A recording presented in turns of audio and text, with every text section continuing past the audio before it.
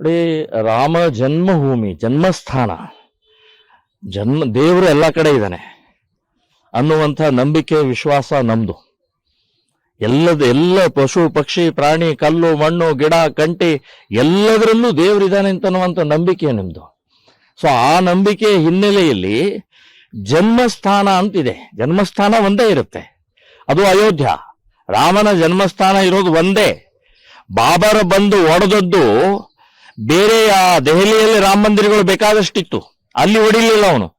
ಅಯೋಧ್ಯ ಮೇಲೆ ಬಂದು ದಾಳಿ ಮಾಡಿ ಆ ಜನ್ಮಸ್ಥಾನದ ದೇವಸ್ಥಾನ ಹೊಡೆದಿದ್ದು ಯಾಕೆ ಅಂತಂದ್ರೆ ಇಡೀ ದೇಶದ ರಾಮ ಭಕ್ತರಿಗೆ ಧಕ್ಕೆ ಆಗಬೇಕು, ನಂಬಿಕೆಗೆ ಅವರು ದ್ರೋಹ ಒಯ್ಯಬೇಕು. ಅದಕ್ಕೋಸ್ಕರ ಹೊಡೆದಿದ್ದು ಸ್ವಾಮಿ.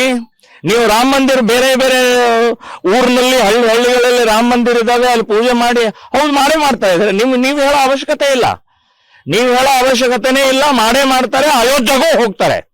ನೀವು ಹೋಗದೆ ಇದ್ರು ಚಿಂತೆ, ನೀವು ಹೋಗಕ್ಕೆ ಯೋಗ್ಯರಲ್ಲ. ನೀವು ನಾಲಾಯಕರಿದ್ದೀರಿ. ಬಾಬರ್ನ ಪರವಾಗಿ ನಿಂತ್ಕೊಂಡಂತವ್ರು ಇದ್ದೀರಿ ನೀವು.